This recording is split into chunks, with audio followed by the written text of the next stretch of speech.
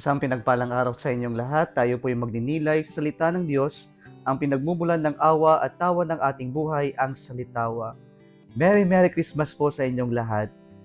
Dumating na tayo sa isa sa mga pinaka-aabangan nating pagdiriwang sa buhay nating mga Kristiyano Katoliko, ang Christmas o ang dakilang kapistahan ng kapanganakan ng ating Panginoong Hesukristo. Pakibati po ang lahat ng katabi nyo ngayon ng isang maligaya at pinagpalang pagdiriwang ng Christmas o kapanganakan ng ating Panginoong Hesukristo. Hindi po ba mga kapatid, madali po ang mag-isip ng regalo kapag kakilala mo yung tao. Sa palagay ko, mas mahirap magbigay ng regalo kapag hindi mo kakilala.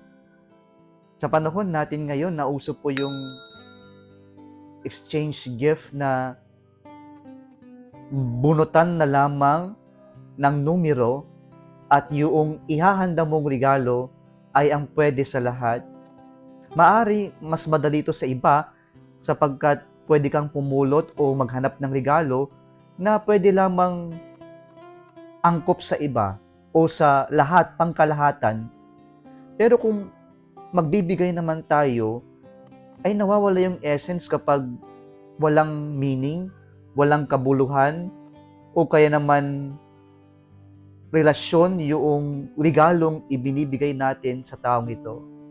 Kaya para sa akin, mas nagiging makabuluhan ang pagbibigay ng regalo kapag po kakilala mo yung tao, alam mo yung bibigyan mo, at kakilala mo yung bibigyan mo ng regalo. At para sa akin, mas madali yung magbigay ng regalo kapag kakilala mo o kaya naman may ugnayan kayo ng taong bibigyan mo ng regalo. Sapagkat yung iisipin mo ay yung lamang may kabuluhan, may halaga sa taong bibigyan mo ng regalo. Mga kapatid, ngayon po ay pinagdiriwang natin ang kapanganakan ng ating Panginoong Hesukristo. Kakilala mo ba siya at mayroon ka na bang naisip na ireregalo sa Kanya? Ngunit baliktad po ang pagdiriwang natin ng kapanganakan na ito, ng birthday na ito, sapagkat hindi tayong mga dadalo sa selebrasyon ang magbibigay lamang ng regalo. Subalit mismo ang celebrant ang siyang nagbibigay ng regalo para sa atin. Naalala ko po yung isang classic na kwento na nabasa ko na sa isang parokya daw, sa tuwing Pasko ay nagbibigay yung mga parishioners ng regalo. At ngayon po may 3 pamilya ang magbibigay ng regalo. At dahil napakaliit na parokya ito, alam na alam nung parish priest yung pamilya dito sa parokyang ito. Unang lumapit ang bata, may daladalang kahon, at alam ng pare na ang business ng pambilang ito ay sapatos. Kaya nung binigay ng bata, sabi ng pare, alam ko yung regalo mo, sapatos. Nagulat yung bata at alam ng pare ang daladala niyang regalo. Sumunod po, lumapit yung bata at alam ng pare na yung pamilya na ito, ang kanilang business ay bakery o gumagawa sila ng mga tinapay at ng mga cakes. Kaya nung lumapit yung bata, sabi ng pare, alam ko ang regalo nyo, cake. Nagulat yung bata at alam ng pare yung regalo nila.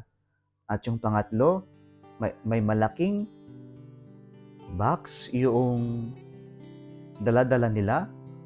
At sabi ng pare, dahil alam niya na yung business ng pamilyang ito ay nagbebenta sila ng mga alak. At sabi niya, alam ko ang regalo nyo, alak or wine. Sabi ng bata, umiling, hindi po. At pagkahawak niya, medyo basa. At sabi ng pare, titikman ko kung ano yan. At nung titikman niya, medyo maasim-asim. Kaya sabi niya, wine ito. Sabi ng bata, hindi po, Father. Ano to? Father, buksan mo po. At pagbukas nung pare, isang tuta ang kanilang regalo at yung palang natikman niya ay ihi ng tuta. Mga kapatid, ito pong pagdiriwang natin ng kapanganakan ng ating Panginoong Hesukristo, may tatlong bagay lamang akong gustong ating maalala. Ito ay sa letrang LPG. Ang Christmas ay tungkol po sa pag-ibig. At ito po yung maririnig natin sa mga pagbasa ngayong araw na ito. Ipinapahayag ng Diyos sa kapanganakan ng ating Panginoong Hesukristo ang lawak ng kanyang pag-ibig at kung kaano tayo kamahal ng Diyos. At ipinapahayag din nito ang katotohanan na ang Diyos ay pag-ibig. God is love. At yung pag-ibig na yan, hindi tayo sinukuan, hindi tayo iniwan. Kaya po, ang pagdiriwang natin ngayon ng kapanganakan ng Diyos ay pagpapahayag na ang Diyos ay pag-ibig, ang pagpapahayag na mahal tayo ng Diyos. At yung pag-ibig na to, ang Diyos na pag-ibig, ay nagkatawang tao. And so, God is love, that is L, and this love, became man. This love became a person, and this love became a presence. Kaya po ang Christmas ay tungkol po sa presensya ng Diyos, na siya ang Emmanuel, God is with us. Ipinapahayag ng Diyos at nais ng Diyos na madamang-dama natin ang presensya niya, kaya nga nagkatawang tao siya upang iparating sa atin ang kanyang mensahe na naiintindihan niya tayo at nais ng Diyos na maramdaman natin siya sa lahat ng ating mga pinagdaraanan sa buhay. Kaya po ang Diyos ay nagkatawang tao. But sometimes, our celebration of the Christmas becomes superficial because we are so much focused on the decorations, on the Christmas lights, on the singing of the different carols, on the food that we will be preparing for our Noche Buena. And we forget the importance of why we are celebrating the Christmas, which is our God who became present in our midst, our God who continues to be present, our God who is Emmanuel, God is with us. And so we are also being challenged to celebrate this Christmas with meaning by trying to feel God's presence in our family, and at the same time, we try to value the presence of one another. Tanungin natin ng sarili natin, ramdam ba natin yung presensya ng Diyos? At ramdam din ba ng mga minamahal natin sa buhay yung presensya natin? O nakakalungkot yung nandun ka pero wala ka, hindi ka nila ramdam. Kasi wala kang pakialam o kaya naman wala tayong oras sa kanila. That love became presence, became man, became flesh. P, presence.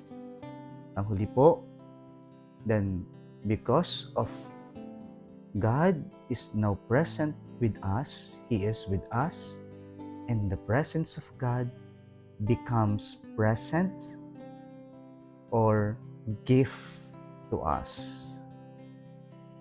And as we receive Jesus, the gift of God to us, we are also being challenged by this celebration to be a gift to one another.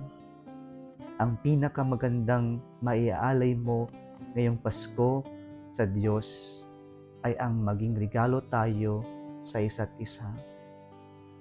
Regalo na katanggap-tanggap, regalo ng may mabuting asal, regalo ng mayroong pagmamahal sa ating kapwa. Nawa gawin nating makabuluhan ng ating Pasko sa pamamagitan ng pagsaalang-alang ng Pasko ay tungkol sa love, tungkol sa presence, and tungkol sa gift of God, and by being our gift to one another. Muli, isang pinagpalang araw sa inyong lahat.